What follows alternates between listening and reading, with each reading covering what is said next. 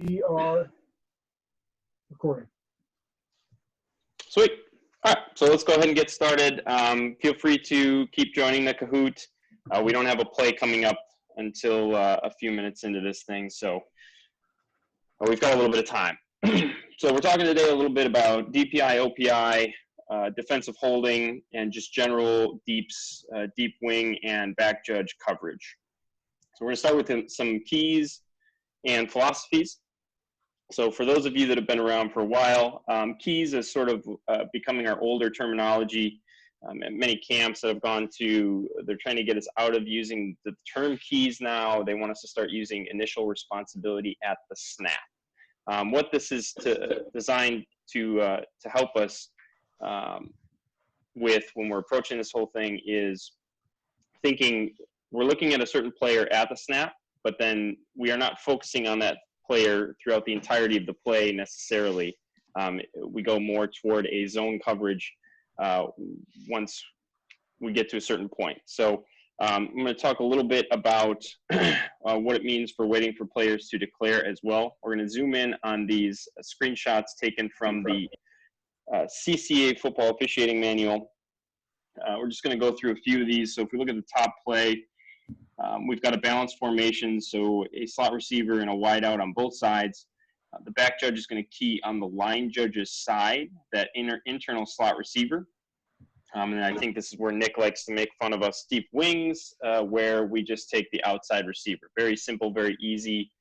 That outside wide out will always be the responsibility of either the field judge or the side judge, depending on the field of play. So also note that the back judge's job can fluctuate, whether it's first half or the second half, as the field flips going into the second half. So you have to be aware of who your line judge is, not necessarily just where they are, because they are going to flip into the second half. Moving on to the second sort of little infographic here. On the top side, you can see that it's an unbalanced formation. Our line of scrimmage officials are taking the players in the backfield, while our F and our S are continuing to take that wide out, and the back judge keys on that slot receiver or tight end typically.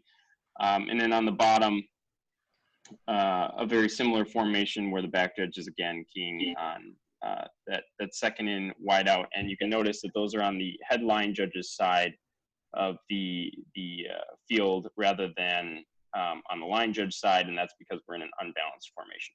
I want to jump back. Oh yeah, the one thing I did miss here on the bottom, notice that it's a motion play. So we've got a slot receiver on the left side of the formation that motions to the right side.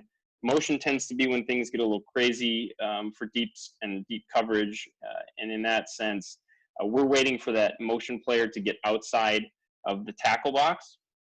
And once they do, we have to treat it as our normal key type of situation, rather than if they're still behind the tackle box when the snap happens, we're going to treat that like a back, and it's most likely going to be the key for the line of scrimmage official, versus if they get outside the tackle box, our deep official is going to, or that is going to become one of the keys for a potential deep official, depending on where they end up at the snap. And that's something to pregame with your fellow officials to get that dialed in ahead of the game. Jumping over to some philosophy aspects. So philosophy, we've got free of foul, free of fouling. So this is a general rule on how long to stay with your key. So you want to stay with your key if there's still a chance that that player will foul or will be fouled. And that can include any of the things that we're going to talk about today, DH, OPI, and DPI. It's important to stay with your key or your initial responsibility at the snap if they could still potentially foul or be fouled. Moving on to press coverages. Let's say we have a bunch or a stack formation where there are 3 wide receivers in a trips type of formation, and they're all tightly put together. We're going to focus on players that are in press coverage before we're going to focus on the players that are not pressed. So if we've got a stack of 1, 2, 3 wide receivers, they're one behind the other, we are going to wait for players to declare. What that means is coming out of a trips, you're usually going to have a player that goes across the middle. You're going to usually have a player that goes up the sideline or out to the sideline, and then you'll have a player that stays more in the flat. In a situation like that, the player that's going across the middle is likely going to become the back judge's responsibility as they are looking in the middle of the field. Your player that goes up the sideline will become the deep wing's responsibility, and then your line of scrimmage official will be taking that player that ends up in the flat. That's waiting for players to declare. If they're in a stack formation, it's hard for us to tell who's our 1, 2, and 3, as you saw in some of the previous infographics. And so we're going to wait for those players to declare and then get our initial responsibilities after that. Another philosophy I wanted to touch on briefly is the weight of our flag. As a deep official, back judge, field judge, side judge, it's not uncommon for us to go an entire game without a foul. And that's typically because our flag is weighted a little bit differently in terms of how we impact the game. A lot of our flags are going to come on plays that are large plays downfield, or things where we're in a tight situation, maybe down near the goal line, things like that. And so the weight of our flag tends to be a little bit higher, as we may have less of those in a game.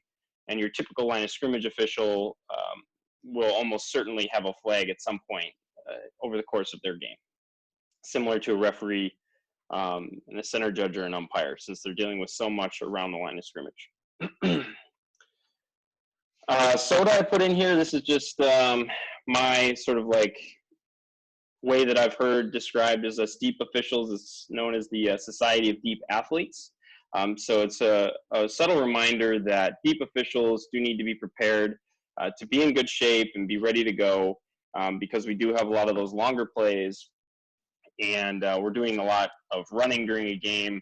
Our first step is back on any play, and we're doing typically a lot of that follow the play downfield type of action, and so we need to be prepared to be moving around and stay in shape. And then finally, teamwork and communication is really important. I tend to look at the 3 deeps as a separate crew in and of themselves, and we will do our own pregame in all of my games and make sure that we're on the same page, and that we know that our philosophies are going to be at least comparable, so that we can sort of marry up our calls and make things make more sense and work together as a crew and trust each other, because the weight of our flag can be more significant, and so we want to get those plays right if and when possible. And then I put in a quote here from Don Carey. It's one of our local officials. He was the back judge in Super Bowl 37. And he said at one of our local meetings, every mistake I've made can be attributed to a lack of focus or preparation. And so when you're going through your 2 or 3 hour pregame for your JC game, D3, D1, whatever it may be, it's important for that preparation to be focused, but then also carry that focus into your game, because our mistakes are going to happen when we lose that focus. Do I have any questions before I move on to offensive pass interference? Hearing none, we'll move on. Offensive pass interference. Definition, so if you're looking it up in the rule book, it's 738B. Offensive pass interference is contact by a Team A player beyond the neutral zone that interferes with a Team B player during a legal forward pass play in which the forward pass crosses the neutral zone. It is the responsibility of the offensive player to avoid the opponents. And this is a very important aspect of offensive pass interference. We will be moving on to the 4 categories shortly. And each category kind of revolves around, we need to know what the offensive players are trying to do, and are they attempting to avoid an opponent, or is their intent to impede? Our 4 categories of OPI taken directly from the CCA manual. Creating separation, which is going to be sort of your typical large wide receiver pushing off, maybe a smaller defensive back trying to gain space to make a play. Driving through is going to be more of like a press coverage type of situation where a wide receiver is pressed and then takes that engagement and continues that engagement into a blocking downfield sort of manner, which leads us into our 3rd category, blocking downfield. which is any blocking that occurs downfield that is going to impede a defender's ability to make a play. And very similarly, the pick play does the exact same thing in that a pick play is going to be a chance for an offensive player to get in the way of a defensive player on purpose, essentially picking them off and allowing a teammate of Team A to get open. Some philosophical things that go along with OPI. We've got OPI can include DPI actions. So in any play where we have a poor pass and the offensive player essentially becomes a defensive player, we'll get into the 6 categories of DPI in the next section, but please note that any DPI action can be an offensive pass interference in the event that an offensive player becomes more of a defensive player on that play. When to pass or bank an action. So banking an action. So maybe early in a play, you see something where an offensive player purposefully makes contact with a defensive player, but you're not sure at that point whether or not that action is going to affect the play. We need to wait for that to affect the play. Seeing something early, wait, and then we hit it with a flag if that contact was purposeful and it impacted the defender's ability to make that play. On the other side of that, we have a discussion with a player. So in the instance that you would bank an action and you notice that it does not impact the play, we want to go and have a discussion with that player, because if we allow actions that are illegal but don't affect the play to go unaddressed, then what we're going to do is miss an opportunity to be able to coach that player out of doing that in the future and getting themselves a penalty where the coach is very upset with them. And if at all we can help them with that situation, it's going to clean up our game as well. So sometimes you're talking to a player rather than throwing a penalty. And really, one piece of advice I'd give to any young official is don't be the best deep at throwing flags, meaning deeps should be utilizing judgment more than I think just about any other position on the field, because a lot of our stuff is going to be working in the gray. And so we want to be able to utilize an opportunity to talk to a player and talk them out of a future issue rather than always throwing a flag. Before we move on to the OPI plays, does anybody have any questions? If you're not logged on to Kahoot yet, please do so now. We're going to get into some OPI plays, and we can get voting on that. I see there's 7 players in there now. I'm going to hit start now, and hopefully that doesn't jump us right into the first question. Oh, it does, but I have to hit like go, so that's perfect. Okay. Nope. Okay, so if you're watching at home, please vote on that first play. I haven't played it on the video yet. What's the game pin? Great question. Let's 698162.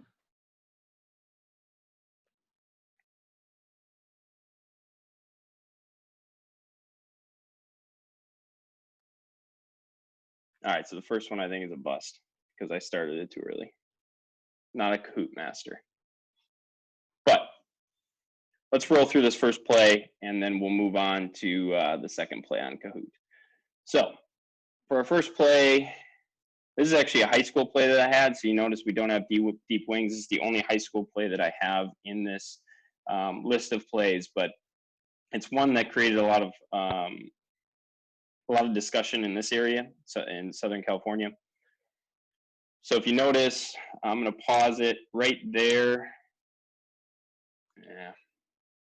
See if I can get to that action. If you notice, the wide receiver comes in and does like a button hook.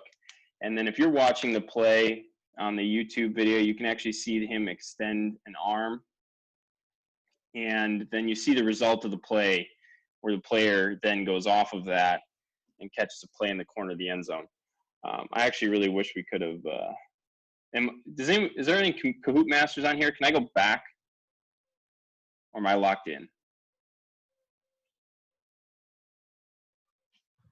don't know if you I can think go there's a lot of back, growth but you in it. might be able to restart it. I feel like that's going to change the game pin. I did try that earlier, and yeah, either way, we'll move on. But anyway, so this is one of those plays where we calibrated it in San Diego here, and when we took all of our crew chiefs and they voted on it, we came to about 35 people said no foul, and about 10 people said offensive pass interference. It's a really close play. It's one of those ones where the intent, in my opinion, of the player is to impede the defender. He makes contact with the player and ends up not allowing that player to get into the flat and be able to defend that play. And then all there is that defender who's about 5 yards or 5 feet behind the receiver that ends up catching the touchdown in the corner. So in my opinion, and this high school also likes to use pick plays. So I believe that it was intended to be a pick play, but a lot of people felt that the action wasn't significant enough to necessarily warrant taking the touchdown off the board and calling the penalty. For those of you wondering, I did call the penalty. It's about 2 or 3 years ago, but I think it was a good discussion play. The team was also up by 45 points, so they didn't need another touchdown anyway. So kind of no harm, no foul there. Moving on to play number 2. I'm going to play it through once on the screen, then I'll hit next on the Kahoot, and we'll get a live vote going on it. For those of you just joining, game pin on Kahoot is 1698162.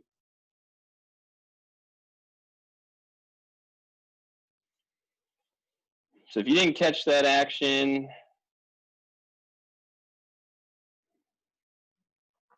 I'm going to run it back real quick. This player comes off the line, makes contact with that defender at about 5 yards.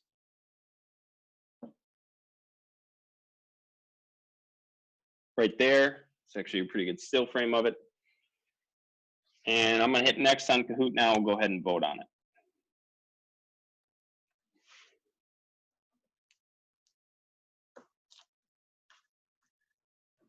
Which is which? Is red foul or is blue foul? Red is OPI, blue is no foul.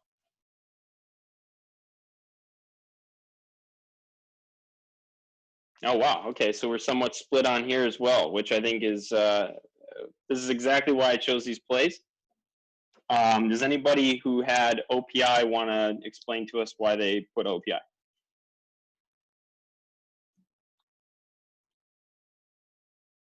Nobody brave enough in the room. Okay, well, we actually chose to pass and call no foul on this play. And the reason being was we opted for there to be no effect on the play here. If you watch, that defender actually ends up going away from where the ball is caught. So if anything, that contact caused that defender to be able to continue to defend who they wanted to defend. And so the player coming across was actually from the other side of the field. Now, this is one of those plays where if you're not going to call foul and you're going to choose to go no foul and put no flag on it, you need to talk to that player, because it's that's a very easy play to have turned into an offensive pass interference, and nobody's going to like that. The player's not going to like that, and the coach is going to be very upset, even though what they're really doing is coaching that player to do that. Most of the time, offensive pass interference, I feel, is something that they're coached to do, and they're hopefully coached well enough that we don't know. And it's our job to be able to make sure that that is still legal action. So those are the 2 OPIs that I have on the film. So I'm going to jump back over to the Prezi, and we will continue into DPI. Any questions about OPI or the plays that we just looked at?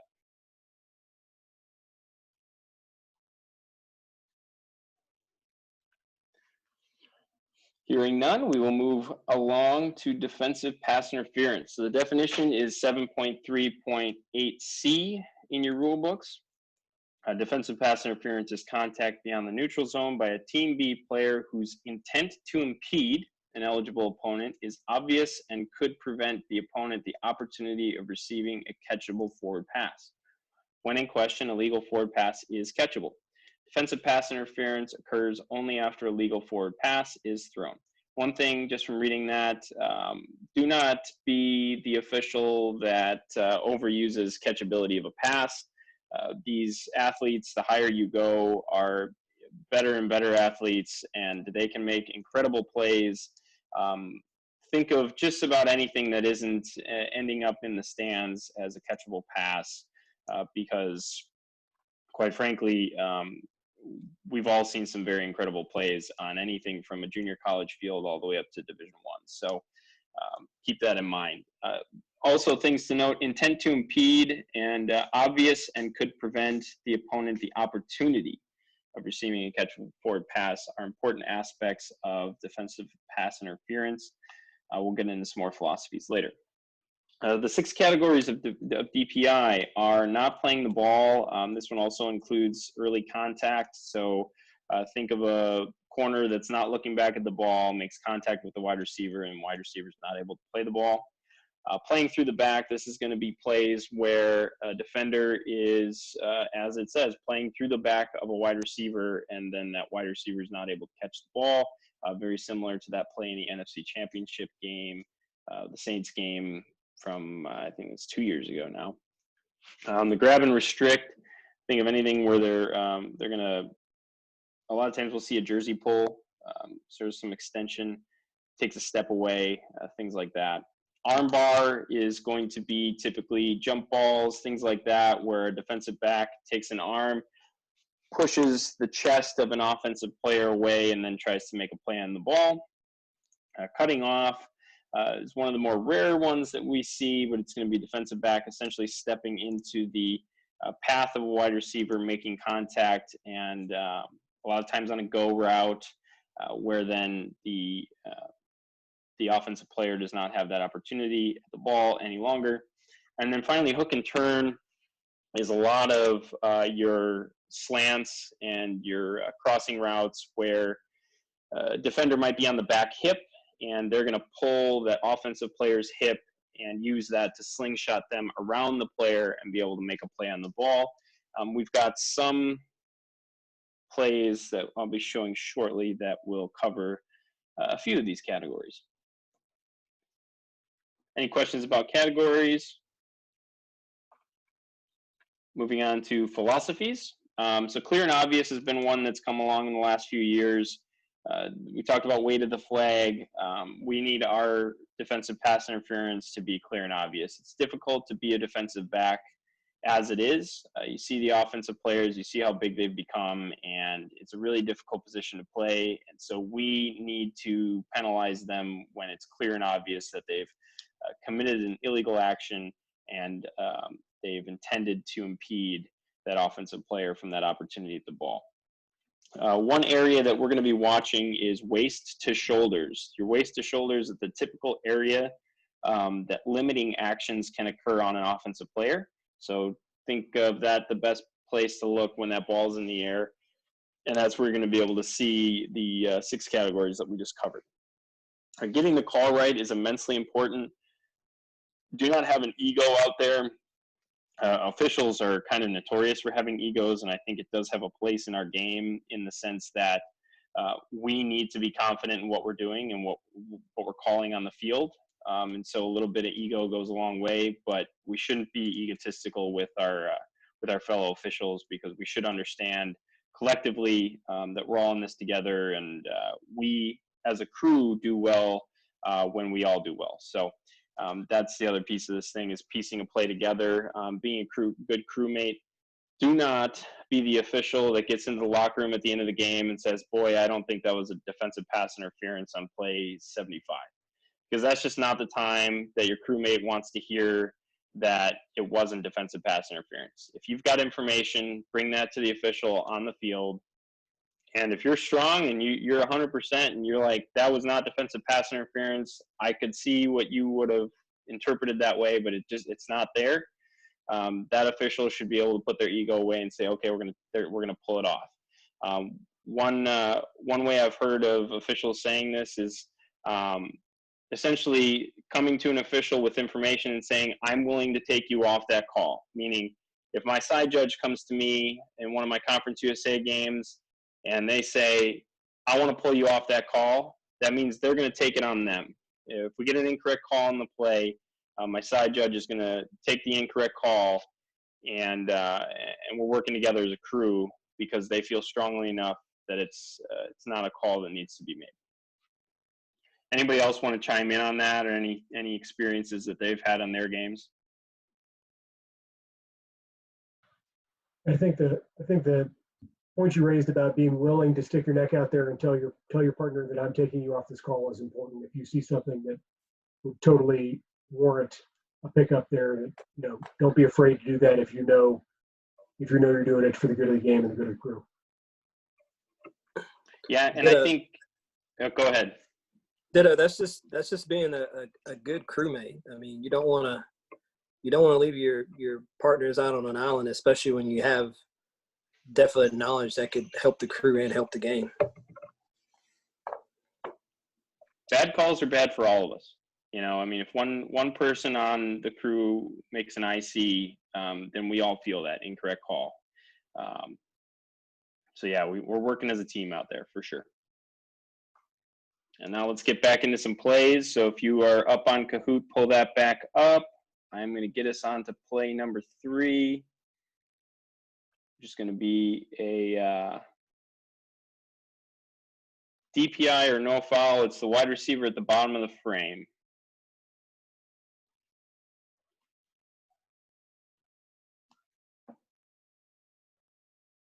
And you can run that back at home if you see fit. DPI is red, blue is no foul.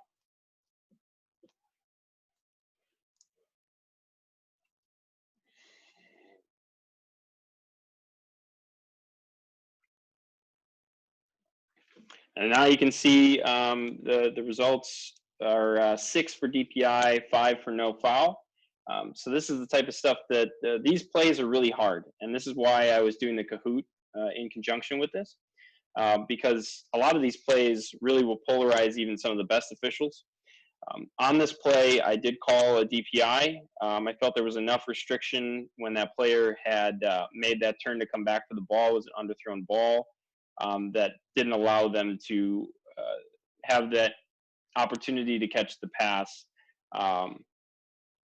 during that play.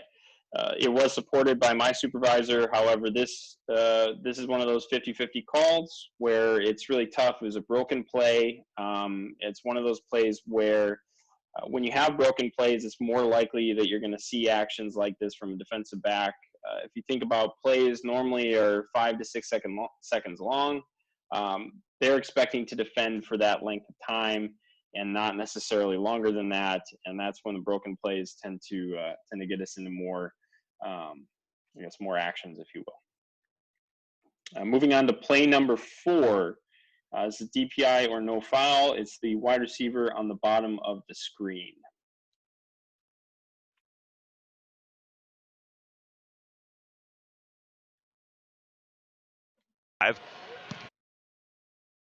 Okay, now going to Kahoot. Play 4, DPI is red, no foul is blue. Answers rolling in quick. Okay, 8 say DPI, 4 say no foul. Any of the DPI crew want to come in and say why they have DPI on that? Yeah, I've got early contact on that. I know we want to give them a little bit of leeway, that they can't time it up perfectly, but I think he was just way too early on that play, and we got to have a flag on that. Well, how many of us are having nightmares about the Saints play, right? I think what we used to be able to do is we'd have what we call bang bang plays. That's what that referee in the NFC Championship game, that's a signal that they gave to Sean Payton. Well, it turns out after the game we all find out that that's a clear DPI. This play very similar in that there is early contact. The defender goes through and plays through the back, and they are not legally allowed that space. And so that's why, similar to the Saints game, we would want a DPI on this play because they're going through the offensive player to get to that ball. If they go around the offensive player and make the exact same play, we have no issues. But when they make contact through the back before the ball arrives, then we have playing through the back, which is one of our 6 categories of DPI. Moving on to play number 5. This is DPI or no foul. The camera is a little shaky on this. Funny enough, this is the highest level of football and the lowest level of camera, but we won't get into that. It's the receiver at the top of the formation, and they're actually going to go deep and come across the middle a little bit. So it's going to be kind of between the hashes, but the camera will get there. If Reynolds takes him back down the field for a touchdown. Reynolds is under center.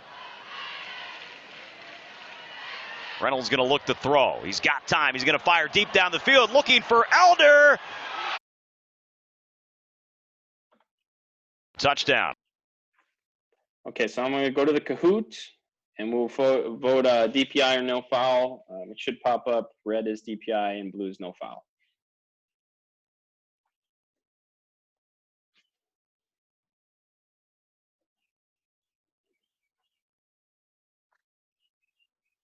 Hey, look at that. So we got 0 for DPI and 11 for no foul. I'm going to play through this extended cut on the screen right now. There's a few mechanical things in here that I'd like to look at, but also you can see what I do on the play, which is going to, I think, be a little bit illuminating to one of the concepts I just Reynolds is under center. Previously. Reynolds going to look to throw. He's got time. He's going to fire deep down the field, looking for Elder.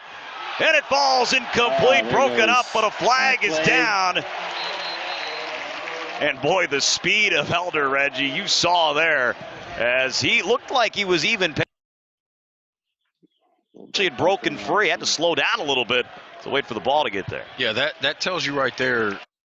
So my positioning did not allow me to see through the players very well. So it looked to me like the red player had created contact from my angle. The mandate to throw this kid the football. Play the ball.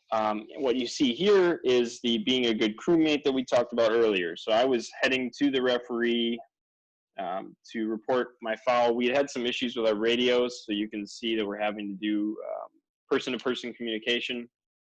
But my side judge approaches me with information.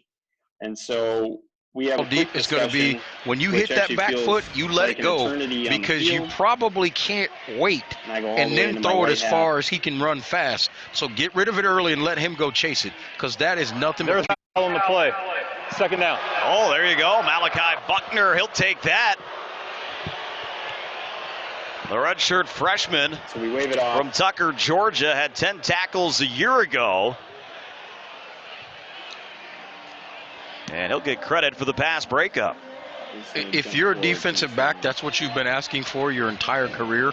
If you're a wide receiver, you're going, he's not. Hey, coming here, LeMay. All right, so that's exactly what we had just talked about in terms of being a good crewmate and stepping forward and giving information when necessary. It was no foul, obviously, and I was taken off the call. I made sure to buy a nice beverage for my side judge that evening because it saved me from getting an IC in my first D1 game, which would have been tough. So it's one of those things, if you trust your crewmate, that can save you in a lot of ways on any game that you're doing. Any questions about that? I know it's an interesting play. Certainly I was a little nervous in that game, as you might imagine, so was thankful that we were able to get that call right. Not a question so much, Parker, but I think, you mentioned about the use of the radios, and I think that if we're going to if I'm pulling a partner off of a flag, I'm not going to talk over the O2Os about it. I might use it to like flag him down so I can get to him. And I think that's a face-to-face conversation we need to have off the O2O line. Yeah, that's a great addition, Nick. And normally, even after that, if I'm going to report to my R, I would probably do it on radio. But in this instance, I had to run all the way in. That's kind of the oddity, if you will. But yeah, absolutely. We want to have the face-to-face conversation. And honestly, I think my side judge could feel when I approached him that already I wasn't necessarily feeling great about it, which is another aspect of things. If I'm not 100% confident and my partner comes in and they're 100% confident, we can really save ourselves as a crew. Moving on to play 6, it's wide receiver at the top of the screen. They're coming across.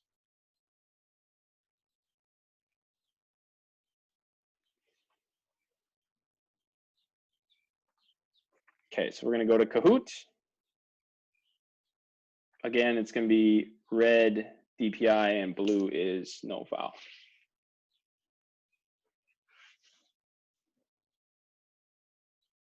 Okay, so the results are 10 DPI and 1 no foul. Does the no foul person want to speak about why they think it was no foul?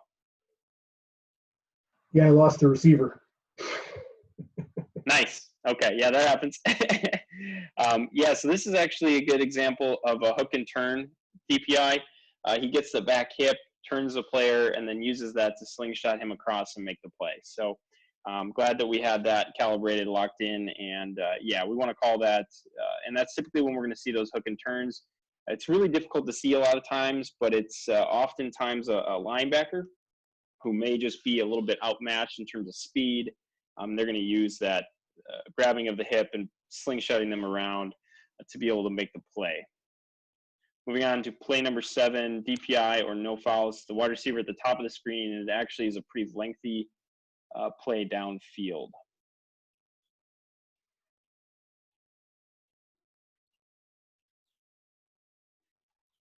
I kind of back it up and then I go slow-mo.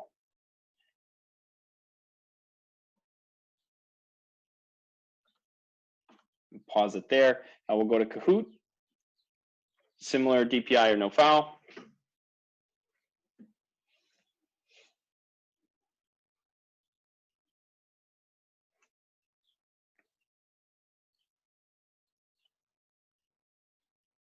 There's results were 10 for DPI and 1 for no foul. Does the no foul person want to jump out and give us their reasoning?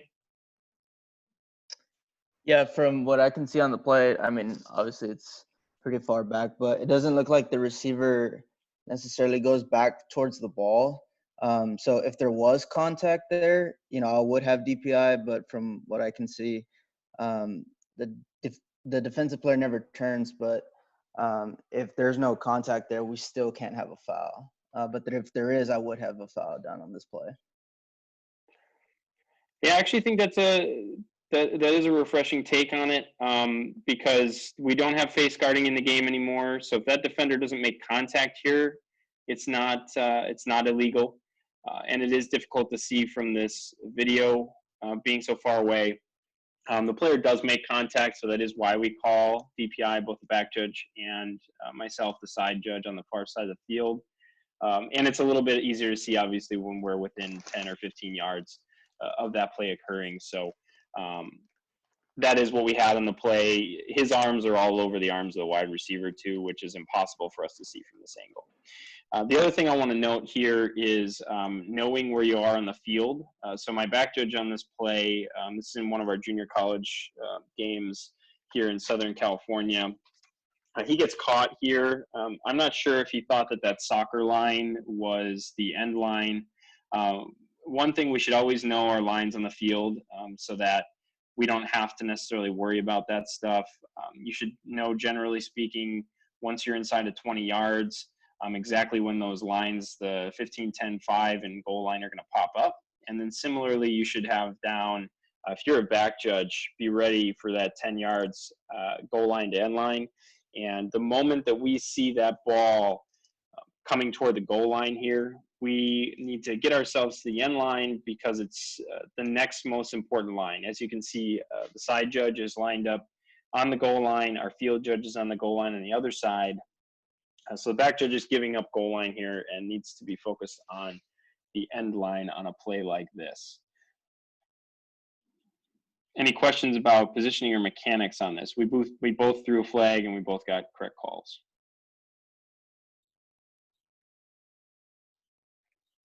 Moving on to play number 8. Okay, I zoomed in to make this one a little bit easier, but it's going to happen up in the corner of the end zone. A little bit of context. This is the second possession series of the second overtime. And on the line is a trip to the playoffs for these junior college programs. It's the last game of the season, and the winner goes to a bowl game, and the loser goes home. So a lot on the line, and we're in the second overtime here, and we'll watch the play.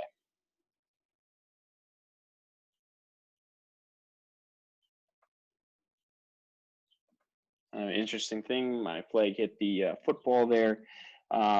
We'll go to Kahoot, DPI or no foul.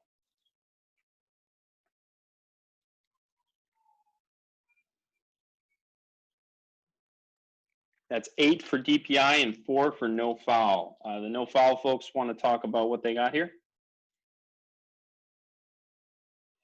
Yeah, I guess one thing that I saw is that it looked to me like they were kind of pushing back and forth. And so for them to be pushing back and forth like that, it was tough to throw that flag, but that's different angle as well. Yeah, I think that's a very fair point. I can't see who's speaking when they do that, so I can't really address anybody unless I know your voice. But I think it's a fair point. We call that hand fighting on possible defensive pass interference plays. If the two players are hand fighting back and forth, then we wouldn't have a DPI.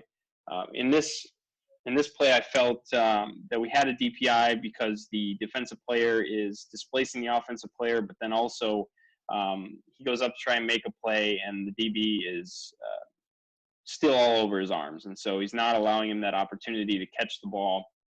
And that's why I called it. And this next part of this play, I'm going to run it now, is actually the next play. So we're going to talk about that briefly as soon as I play it here. So the last play where I called a foul, and then this play where I didn't call a foul. There actually was almost OPI there for creating separation. But it's one of those things. So this is why we do pre-games and we scout teams. That wide receiver had, I think, 12 or 13 touchdowns on the season. And going into this game, we knew that that was a huge target wide receiver for them, especially in the red zone. And so when we know that ahead of time and we pre-game that, when it gets to the second overtime and they run a fade to that player, we know that there's a likelihood that they're going to continue to target that player. So 2 plays in a row, they went at the big wide out. First time he gets a foul, the second time he just gets D'd up.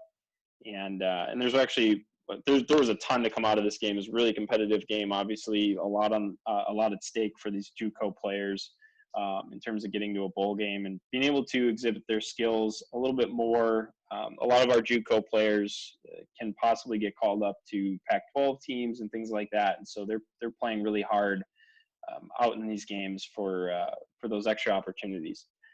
Play 9 goes into DH or no foul, so we will jump back to the Prezi to talk about DH.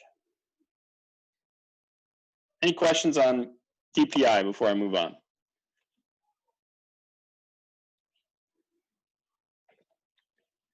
Defensive hold, passing downs.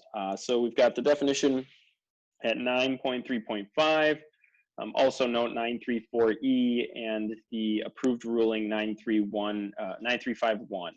During a legal forward pass play in which the pass crosses the neutral zone, if before the pass is touched, there is a contact foul by Team B beyond the neutral zone against an eligible receiver, other than pass interference, the penalty includes an automatic first down. So this is where we define defensive holding that includes an automatic first down from other defensive holding plays that you might see on the line of scrimmage, where an offensive player takes down a defensive player, or vice versa, a nose tackle pulls down a center to create a lane for another defensive lineman. That is not what we're covering here. We're covering eligible receiver, defensive holds, and we'll cover the philosophy in those plays. Crossing the neutral zone is also an aspect of this that's important. We're not going to have holding plays on what you sort of like your screen pass type plays. This type of stuff goes out the window, and we have different sort of philosophies for screen passes. So this is for more of a downfield pass crossing the neutral zone type of situation. Philosophies. So typically what we're going to see for holding, there are a bunch of categories as well, and I'm sure the LOS officials can give you lengthy talks about those things. We're looking more at grab and restrict and takedowns of eligible receivers. So what we're looking for here is, we get into that timing piece in a minute. Similar to earlier when we talked about OPI plays, sometimes it's a talk to versus a penalty.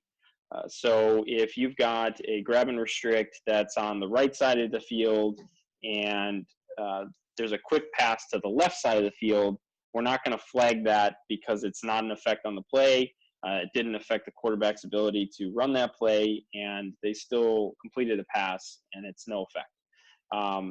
Takedowns a little bit can go that way, but more likely if somebody's egregiously taking down eligible receivers, it may get to a point where you need to penalize somebody just to send a message.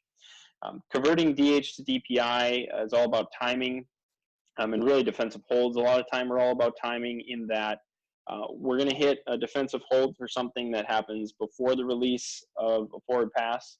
There may not be a forward pass at all. It's just it's a play in which there is a forward pass happening on the play, and then converting a DH to a DPI. So there might be a defensive hold where it's a grab and restrict before the pass is released, but then the defensive back continues to grab and restrict as the ball is released and during the pass.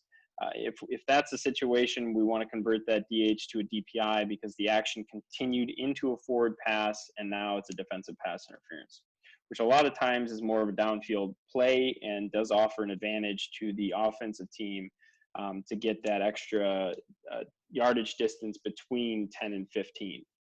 Obviously, we have spot fouls for DPI now, and so a 5-yard DPI would not be as advantageous as a 10-yard DH.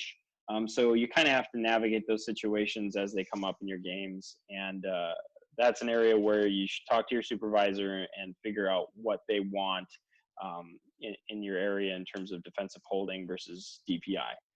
Personally, I've only had a few, maybe 2 or 3 defensive holds in the last 3 years. Versus on the DPI side, probably somewhere between 15 and 20. And then the other aspect of this thing is vicinity of the action. So like I mentioned, we don't want to hit a DH on the right side of the field when the whole play happens on the left side of the field, notwithstanding plays that maybe you've warned that player before and they have an egregious takedown and then it never goes addressed. Similarly, a QB getting sacked sometimes is a result of not having an eligible receiver available. And if we had a DH, this is one of those things where we may bank an action, we see the quarterback get sacked, and then we may need to come in and get a DH if it's egregious enough and we believe that that quarterback couldn't hit that open receiver or couldn't hit that receiver because they were not open due to a defensive hold. Now we're going to jump into the defensive holding plays. So we start at play 9 on the video, and I'll run it through here, and then we'll go to the Kahoot. I should also note, so looking at it right now, I've paused it on the screen. It's that slot receiver that's still pretty much on the line of scrimmage. There's the one that's on the hash that's already going upfield. It is not that player. It is what we would call the number 2 eligible receiver on the far side of the line of scrimmage, and he's going to come across the middle. Also note on this play, double action. So we have a double action play that's at the goal line. I think I replay it. Yeah, I do back it up here. Double action simply means that we need to know whether or not that player is getting into the end zone or not here.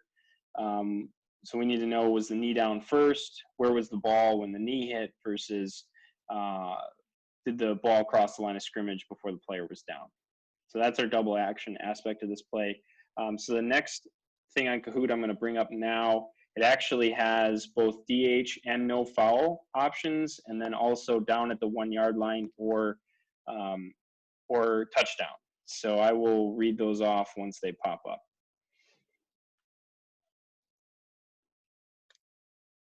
DH 1-yard line is red. DH touchdown is yellow. No foul 1-yard line is blue. No foul touchdown is green.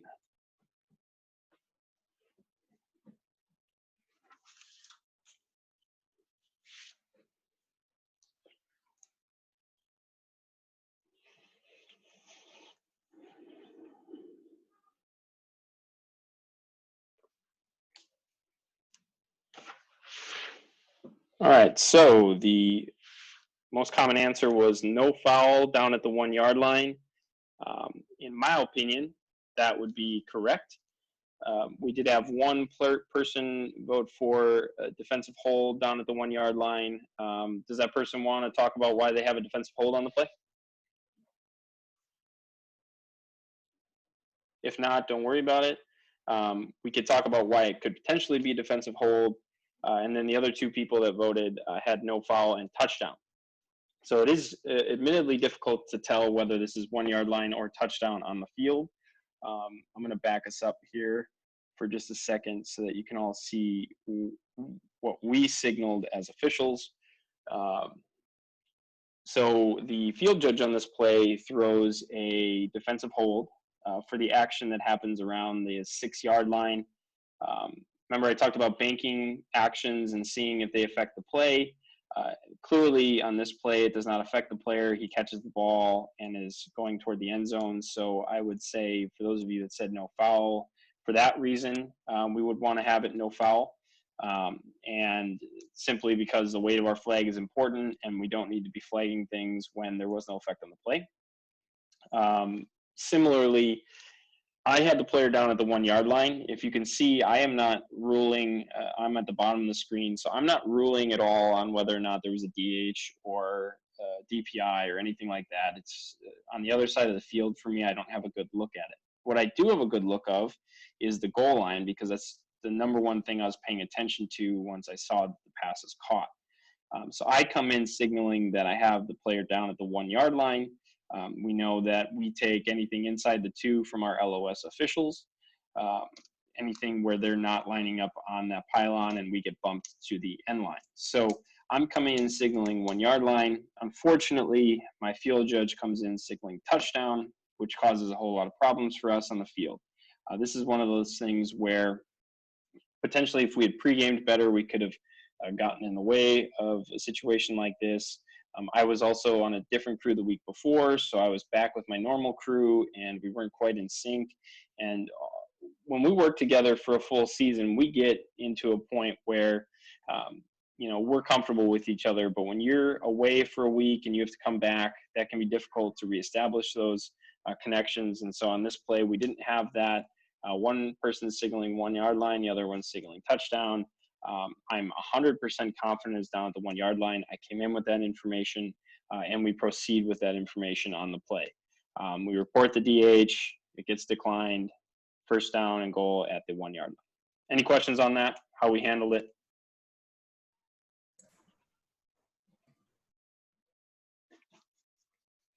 No, then moving on, play number 10. It's going to be DH, DPI, or no foul. That will be on the Kahoot as well, so I'll read off those options to you. It was the slot receiver going out the outside. Actually, I go slow with a pause in the next part of the video. They cut outside, and then the wide receiver cuts up. I pause it at the moment of the potential action, and then the pass goes well over the receiver's head. So we'll go to the Kahoot. There are 3 options. I'll read those off. DH is in red, DPI is in blue, and yellow is no foul.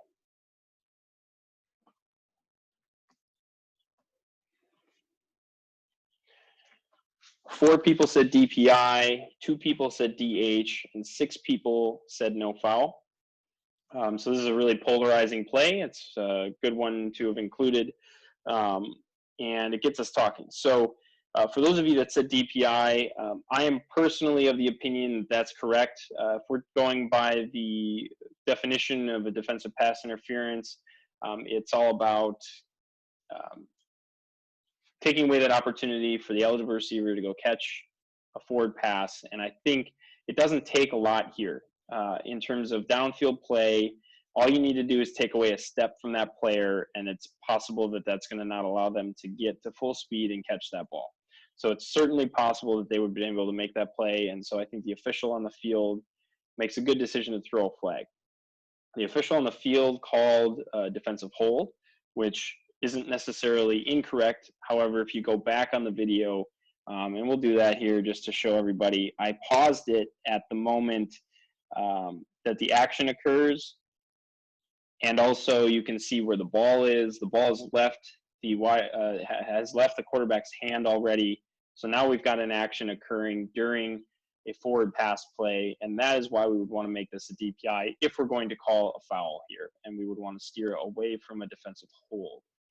For those of you that said no foul, I think that's certainly legitimate. I think it's fair to not want to call a foul on this. It doesn't look like a lot on film, and sometimes it's just going to look a little bit different for the official that's actually on the field, and I think this particular play may not give us the best angle on film to be able to recognize whether or not there was an illegal action that occurred against this wide receiver. Do we have any questions on that before I move on to the next play?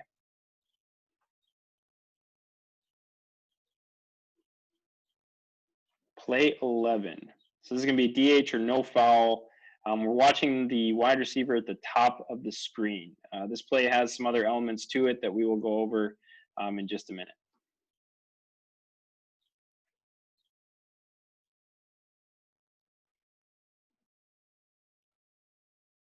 Okay, so we're going to the Kahoot.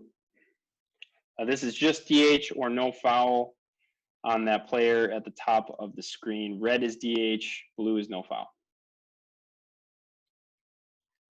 I do recognize that we're running a little bit over time as well. So if anybody has to go, I'm not offended. But hopefully you're getting something out of this. I also have some bonus plays at the end that we'll play. So if you have time, we can look through those things as well. So 3 people said DH, 8 people said no foul. Any of the no foul people want to say why they have no foul? That does not meet the 2-step process. The ball is out as soon as the foul occurs. So you're saying an action, and then the quarterback has nowhere to go. So then you have a second action where now you have a foul. I'm saying the ball's out when the foul occurs, so therefore there's no foul. Gotcha.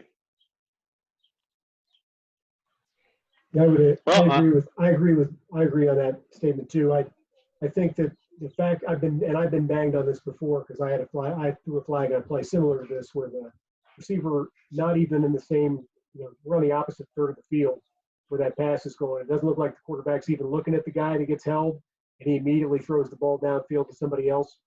At least in our league, they don't want that to be a defense. They don't want a defensive hold. And I think I would agree with you guys. I did throw the flag on it. It didn't end up mattering because they threw a defensive pass interference downfield. So they accepted that, declined the defensive hold. Turns out, though, when you watch the play through, that if anything, it's tangled feet on the DPI and probably not a DPI. Our field judge probably should have come to our back judge, taken him off of the DPI. But nobody was probably going to take me off of the DH for those reasons that were mentioned. We don't want to call this. The ball is coming out as that foul occurs.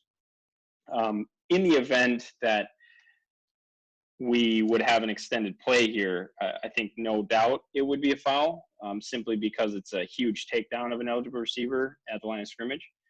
But the timing here would dictate that it shouldn't be a defensive hold. So I would agree with those folks that spoke up. I was the one that called it, so it ends up not mattering on that play, but I would agree that that is not what we want on this type of play. The player had been warned, to give you some context, but well away from the play that happens on the field. Moving on to play 12, which is our final play. Let's jump forward here. Okay, here we go.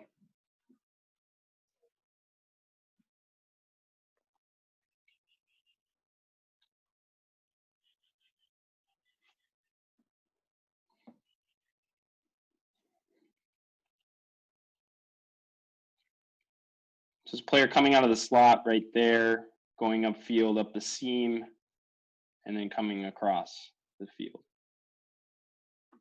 Okay. I'll talk about mechanics in just a minute. We're going to jump to the Kahoot. It's DH or no foul. DH is what was called in the field.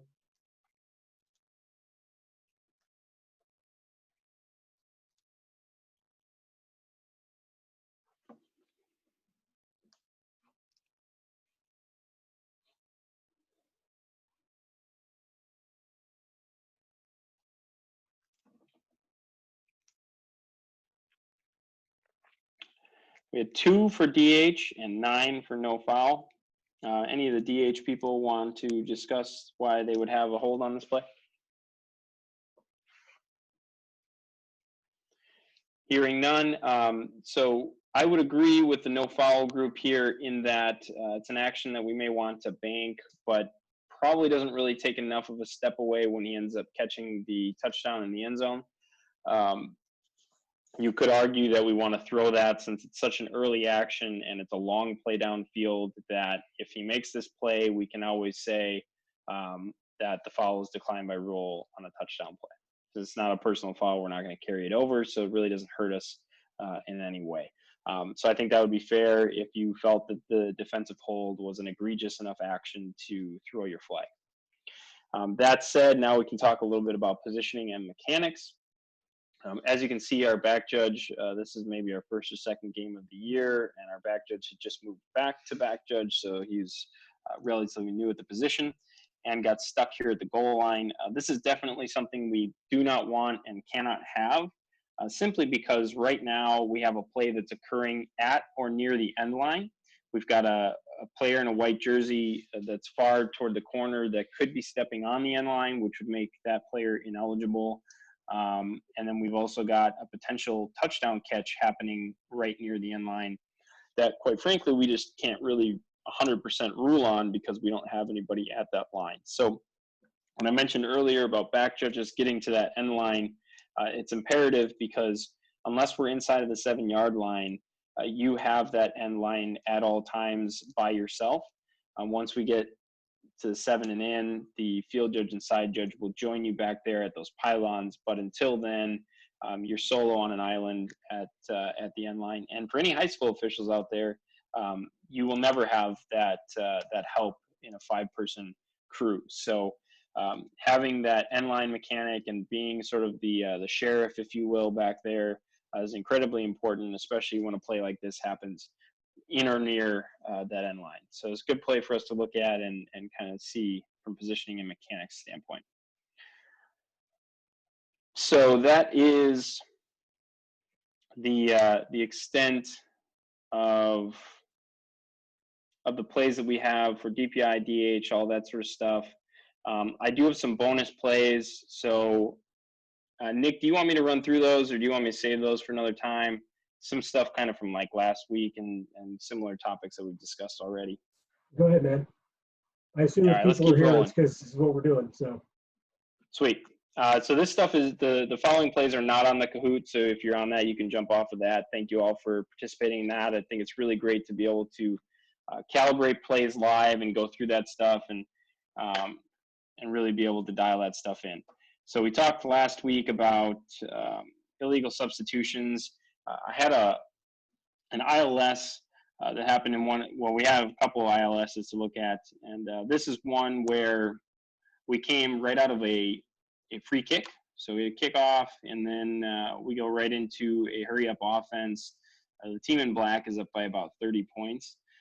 So we did not anticipate them coming out fast. Maybe we should have. They had done it previously in the game, but I think this is one of those areas where we lacked focus. And this is one of those areas where, similar to that quote I mentioned earlier, if we don't have focus and preparation, then that's when we're going to make mistakes. If you count the players in white right now, you will be able to see that there's 12 players in white.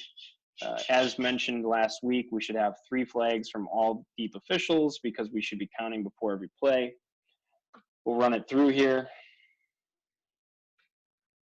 We can see we have no flags. Nobody's killed the play. I'm counting currently. I was counting at the snap, and I thought there was 12, but I wasn't 100% sure, so I didn't shut it down. Similarly, my other 2 officials hadn't gotten their counts done yet. But I continue to count here because if you know the rules, you know that we can have a live ball illegal substitution, and we can still enforce that on the previous play. I realize it, and right near the end of that play, I come in and throw a flag and then report a live ball illegal substitution. I'm not sure if this is the same play. Okay. Any questions on that? We want to get that play. Notice that it was a run play that maybe went for a yard. So they're still going to want to take an illegal substitution. From our standpoint, we don't want plays to run where there's 12 players on the field. So that's why we need to shut that down. And if I and the rest of the deeps had been focusing better, we would have gotten that play ahead of time. Here's another illegal substitution play that I found when I was looking through film. And this one I think I posted. So if you can see, count them up, the white players, we do have 12. I did shut this one down. Unlike what we want, it was just one official had a flag on this play. But I also threw this in here because if you notice, it's clip number 4. There were 2 clips of pregame action followed by a clip for the free kick. And this is the first play from scrimmage. So having our ears and our eyes focused from the first snap is incredibly important because we cannot have 12 players on defense on our first play from scrimmage. It just looks ridiculous, and it looks like we're not ready, prepared, or focused for that game that day. For those of you that have not been to Santa Barbara Community College, gorgeous field. If you were to pan up the camera right there, you would be looking right out on the ocean, which is pretty awesome.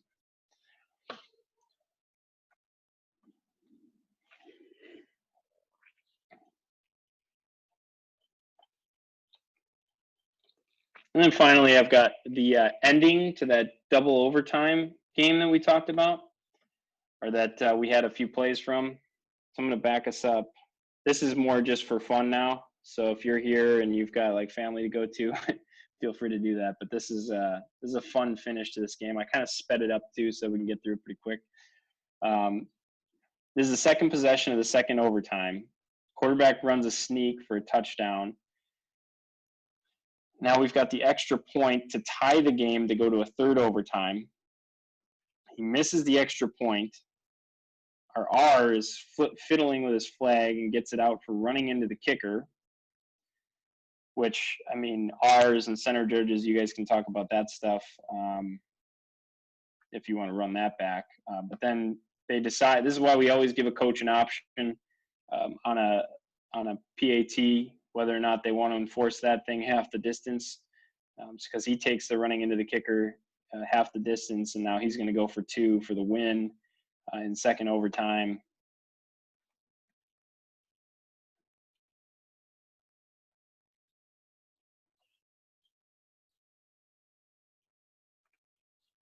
And what a crazy finish that is. Touchdown scores, visitors score, and they're walking it off. So that is what I have for y'all today. Any questions, concerns, comments?